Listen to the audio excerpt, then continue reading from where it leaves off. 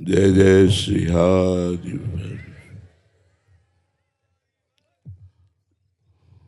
सकल अंग गुणहीन हो,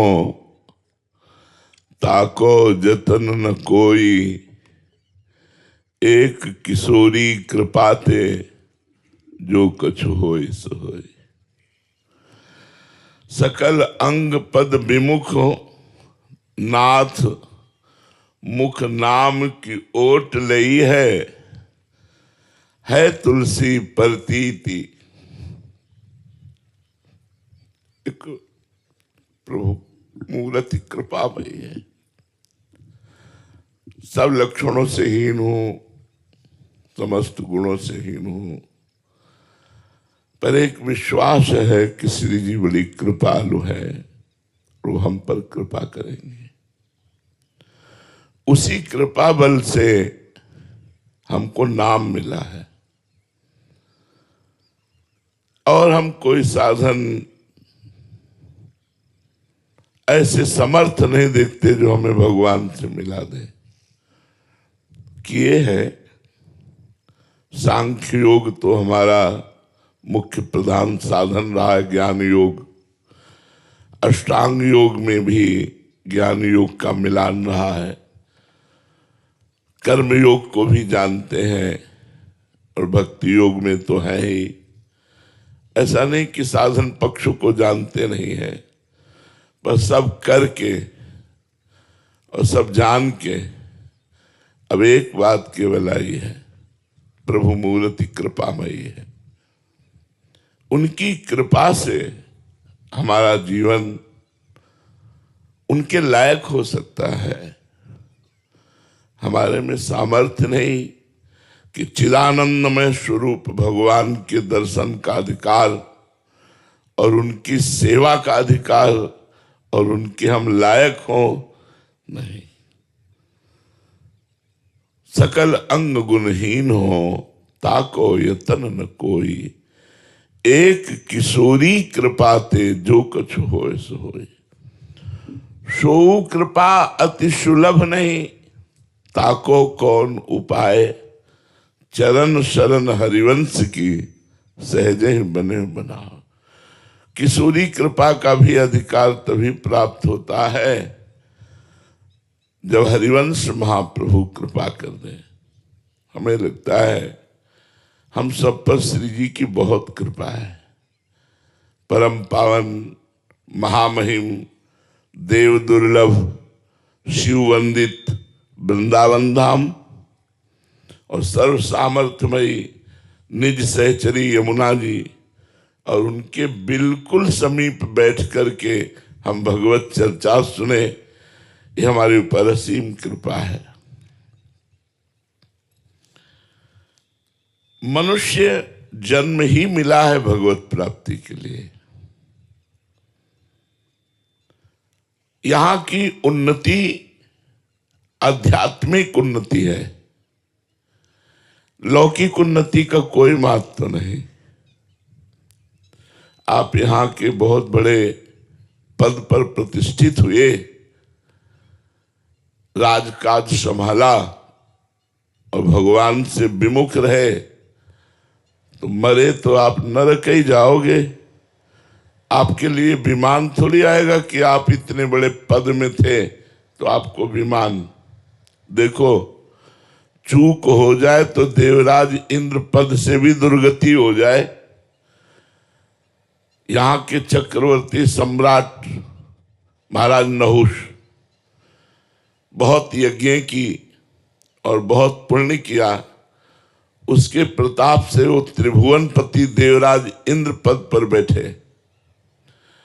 और जब इंद्र बन गए तो वासना तो बहुत प्रबल होती है ना, तो उनको लगा जब इंद्र बन गए तो इंद्र की पत्नी इंद्राणी हमारी पत्नी होनी चाहिए। भूतपूर्व इंद्र की इंद्राणी हमारी पत्नी होनी चाहिए, क्योंकि मैं वर्तमान का इंद्र हूं। उन्होंने सूचना भेजी,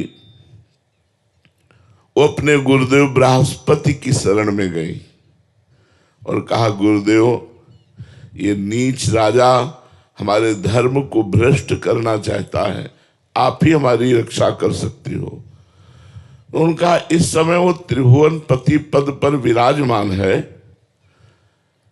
और मेरी आज्ञा भी वो नहीं मानेगा, क्योंकि अगर आज्ञा मानना होता तो ऐसी सोच ही क्यों करता, हमसे पूछ करके आज्ञा लेकर के ऐसी बात करता। मनमानी आचरण कर रहा है तो आज्ञा भी नहीं मानेगा, हमें तो इशारे से समझ लेना है कि वो मेरी आज्ञा नहीं मानेगा।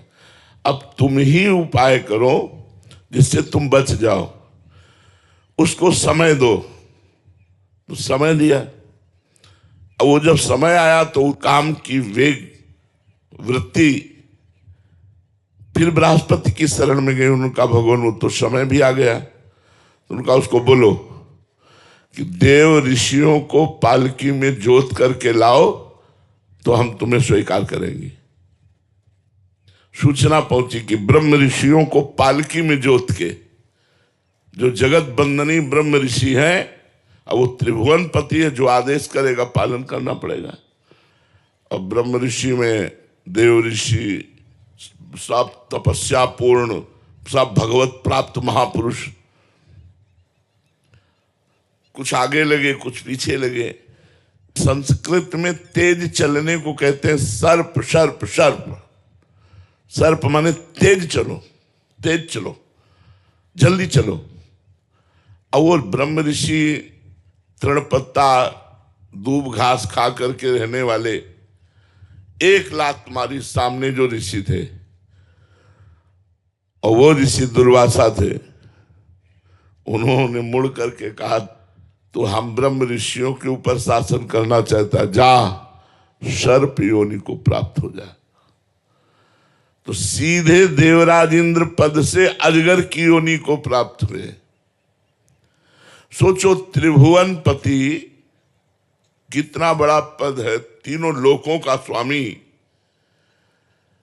और कर्म बिगड़ गया तो अजगर की योनि को प्राप्त होता है।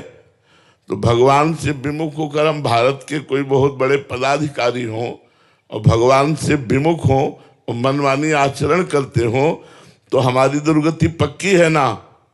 तो मनुष्य जन्म लौकिक उन्नति के लिए नहीं मिला है, ये तो अपने आप भाग्य के वशात होती जाएगी। मनुष्य का प्रयास आध्यात्मिक होना चाहिए। आध्यात्मिक के साथ साथ अगर लौकिक उन्नति है तो वो सराहनीय है। केवल लौकिक उन्नति है, आध्यात्मिक नहीं है, तो उसका चंद वर्षों महत्व है, 20 वर्ष 30 वर्ष। इसके बाद जब आप पधारोगे यहां से तो आपको दुर्गति भोगनी पड़ेगी। इसलिए मनुष्य जीवन का परम लक्ष्य है भगवत प्राप्ति। भगवत प्राप्ति अन्य साधनों से कलिकाल में होना बड़ा कठिन है। जैसे अष्टांग योग,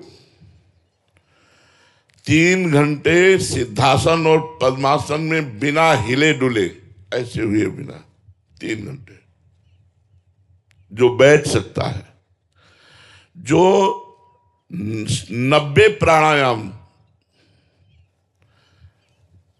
30 30 30 3 बार में 90 प्राणायाम,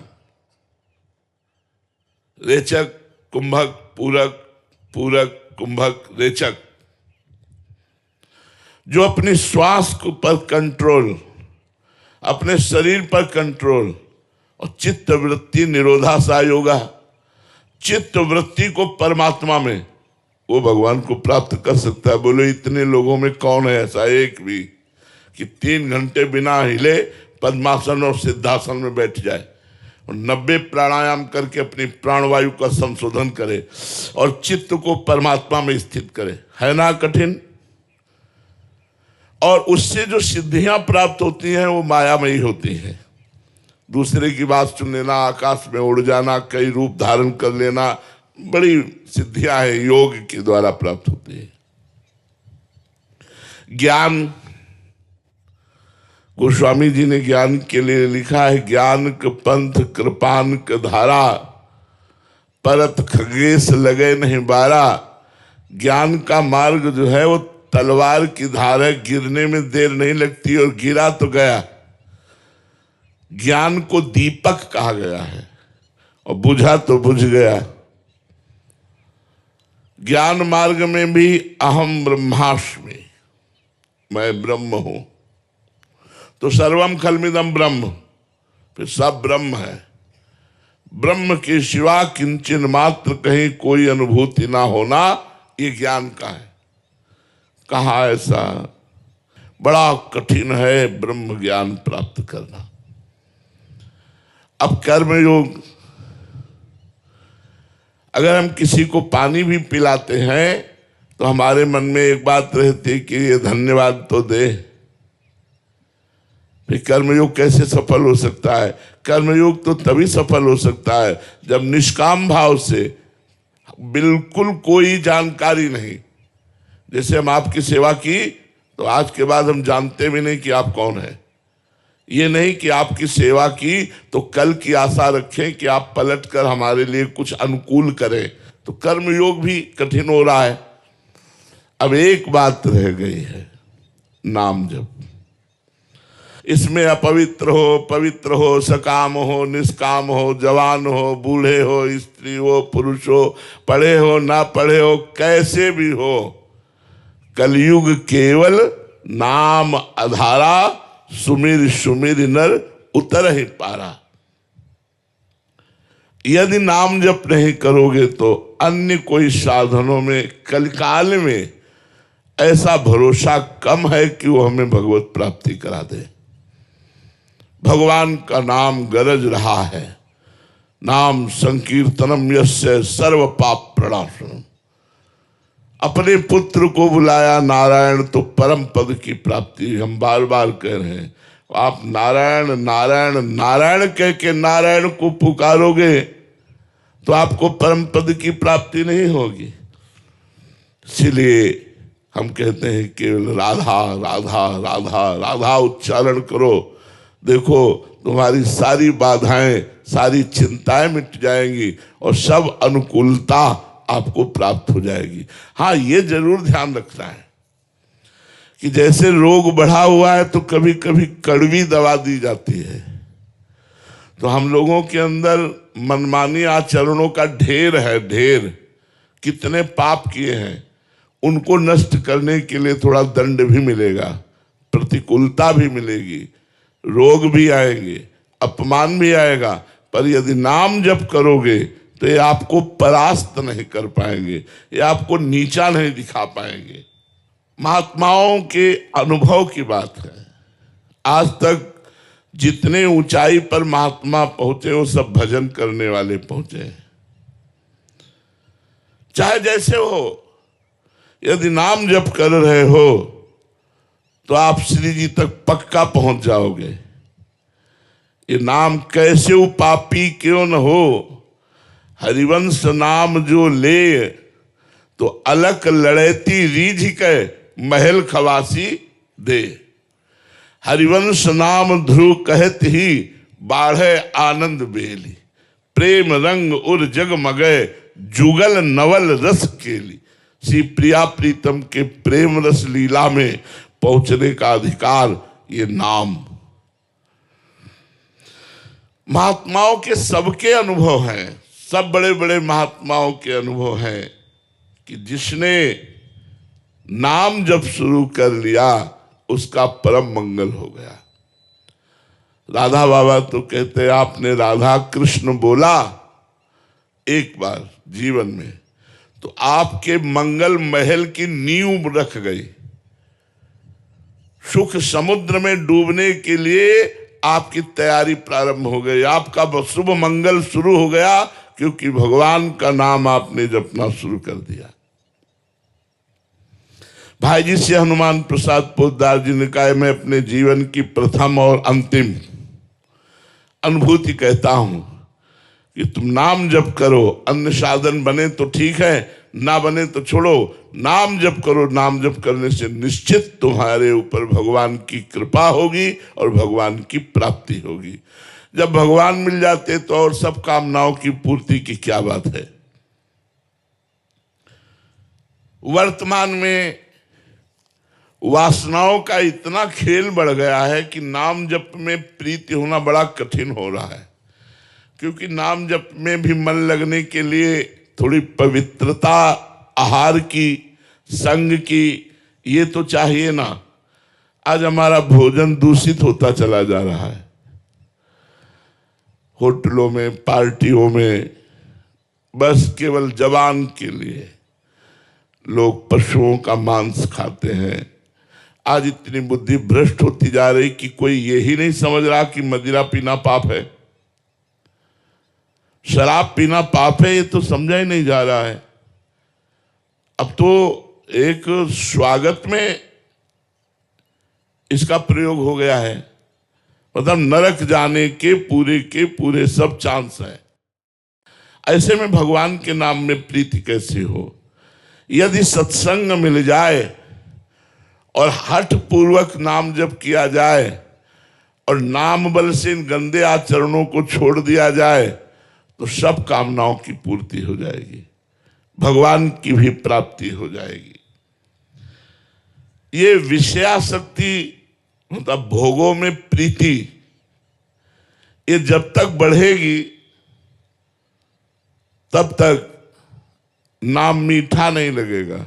जैसे प्रश्न होता है कि नाम जपना अच्छा नहीं लगता, तो भोगों में प्रीति होने के कारण नाम जप मीठा नहीं लगता। तो विषयासक्ति बढ़ जाने के कारण नाम मीठा नहीं लगता। जिसको पित्त बढ़ता है तो उसमें मिश्री भी खवाओ तो कड़वी लगने लगती है। जब बहुत बढ़ जाती है, पित्त बढ़ जाता है, और अगर उसी मिश्री को रोज पाओ नियम से तो वो पित्त का समन करके मीठी लगने लगेगी।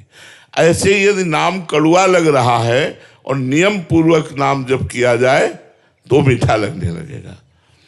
कल सत्संग में नियम दिया था कि 10,000 नाम सब लोग जप करेंगे। 10,000 नाम तुम्हें बहुत लगता है? 10,000 नाम, हजार हजार हजार हजार हजार हजार हजार चलते फिरते उठते। तो एक माता जी आके बोली, हम तो बड़ी सेवा है हमारे पास, हम तो 10,000 कैसे जप पाएंगे नाम?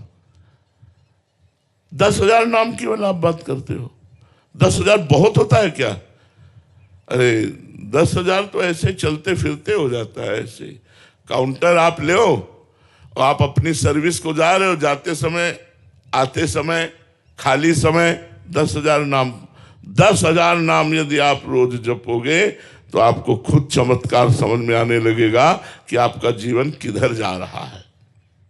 जब तक आप भगवान की शरण में नहीं होंगे, नाम जप नहीं करेंगे, तब तक आपकी विषयासक्ति नष्ट नहीं होगी। और विषयासक्ति ही हमारे जन्म मरण का हेतु है। भोगों में जो प्रीति है यही हमारे जन्म मरण का हेतु है। तो विषयान विषवत त्यज, शास्त्र कहता है विष के समान विषयों का त्याग कर दो। ये भजन से होता है। आप जितना भजन करेंगे तो आपको ये संसार झूठा सा लगने लगेगा। आप देखो, भजन करके देखो, ये रुपया, पैसा, भोग सामग्री, नाना प्रकार की पद प्रतिष्ठा, ये सब अच्छी नहीं लगेगी, क्योंकि झूठी है। हमें दिन में सैकड़ों बार बात याद आती है। जैसे किसी को कोई प्रियजन याद आता है, ऐसे हमें सैकड़ों बार याद आती, मरना है, मरना है। अब ये सूत्र हमको कहीं लगने नहीं देता। क्या सब नाटक हमारा, मरना है यार, जाना है, यहां से जाना है। कब श्वास टूट गई कुछ पता नहीं, और जब श्वास टूटी तो सब बखेड़ा यहीं छूटा। अब जो भजन किया वो साथ गया नहीं तो कुछ नहीं। कैसा यार देश है, यहां से शरीर भी छुड़ा दिया। और ऐसे देश में हम प्रेम करें, इसका नाम मृत्यु लोक है। मरोगे सब। हमारी बात थोड़ी कड़वी लगेगी, सब मरोगे, आज नहीं तो कल सब छूटेगा, आज नहीं तो कल। होश में हो जाओ, गंदे आचरण छोड़ दो और भगवान का भजन करते हुए तुम्हें जो सांसारिक काम मिला है वो ठीक से ईमानदारी से करो और उसे भगवान को समर्पित कर दो। कृष्णार्पणम वस्तु, तुम्हारा जीवन सफल हो जाएगा। ये बहुत बड़ी भूल है जो हम मनुष्य जीवन में शराब पीते हैं, मांस खाते हैं, गंदे आचरण करते हैं, मनमानी झूठ बोलते हैं, बेईमानी करते हैं, दूसरे की हिंसा करते हैं। बहुत बहुत भूल, बहुत बड़ी भूल करते हैं। अब लो नशानी अब ना नशे हो, आज तक किया अब जीवन में नहीं करेंगे। जैसे सोने के घड़े में जहर भरा हो तो क्या आप उसे पान करेंगे क्या? ऐसे ये बोतलों में जहर है जो तुम्हारे शरीर को नष्ट करता है, तुम्हारी बुद्धि को भ्रष्ट करता है। देख लो, भीष्म जैसे महात्मा जब सरसैया पे बैठे उपदेश कर रहे हैं युधिष्ठिर को, तो द्रौपदी जी ने कहा ये ज्ञान उस समय कहाँ गया था जब सभा में मुझे निर्वस्त्र किया जा रहा था। तो कहा बेटी, दुर्योधन का अपवित्र अन्न खाने से हमारी बुद्धि भ्रष्ट हो गई थी। आज 6 महीना हो गए, बाणों के लगे से खून निकल गया, अब मैं पवित्र हो गया हूं। अब जो प्रश्न करोगे सही उत्तर मिलेगा। अगर अन्न दूषित हो तो बुद्धि भ्रष्ट हो जाती, इतने बड़े महापुरुष बोल रहे हैं। और दूषित पदार्थ खाओगे तो तुम्हारी बुद्धि शुद्ध रहेगी। इसलिए भाई, एक गंदा भोजन, गंदा संग, गंदा पेय पदार्थ, इनका त्याग कीजिए। और जीवन का आनंद क्या है? देखो, आनंद अगर आप अनुभव करना चाहो, हम अपना उदाहरण इसलिए देते हैं कि प्रत्यक्षम किम प्रमाणम, यदि प्रत्यक्ष में हो तो ज्यादा अच्छा प्रमाण समझ में आता है। हृदय नाचता रहता है आनंद से। क्यों? क्यों प्रभु की है। तो क्या तुम्हारे जीवन में संकट नहीं आएगा? हम आपको सूचना दे रहे हैं कि 13 वर्ष की अवस्था से भगवान के मार्ग में तो हमारी ये दशा है। ये दुर्दशा का क्षेत्र है संसार। क्या तुम्हारे शरीर में रोग नहीं आएगा? क्या तुम्हारे जीवन में विपत्ति नहीं आएगी? अगर आएगी तो फिर क्या करोगे? न भगवान का आश्रय है, न भजन बल है, फिर क्या करोगे? फिर तो त्राहिमाम मच जाएगा, हाय हाय मच जाएगा। अभी सुना कि कैंसर है तो बस वही दिमाग में छा जाएगा, अब तो मरा, अब तो कैंसर। नाना प्रकार की विपत्तियां, रोग इस संसार में फैले हुए। इसलिए उनसे बचने के लिए राधा राधा राधा राधा। हम बचे हुए हैं, तुम क्या समझते हो? हम बचे हुए हैं, हमें कोई परेशानी नहीं। इसलिए हम सबसे प्रार्थना करते हैं, कोई नशा न करो, कोई गंदा आचरण मत करो, कोई घूसखोरी से रुपया मत लो, वो तुम्हारे शरीर, तुम्हारे परिवार को बड़ा नुकसान पहुंचाएगा। और जितना बन सके नाम जप करो, नाम जप का नियम ले लो। आजकल तो अंगूठी की तरह पहने रहो, काउंटर दिखाने की भी जरूरत नहीं। अगर माला की सामर्थ्य नहीं है टांगने की तो काउंटर ले लो भाई, अंगूठी की तरह उसे पहने और चल रहा है राधा राधा राधा राधा। खूब नाम जप करो। अब प्रश्न करो।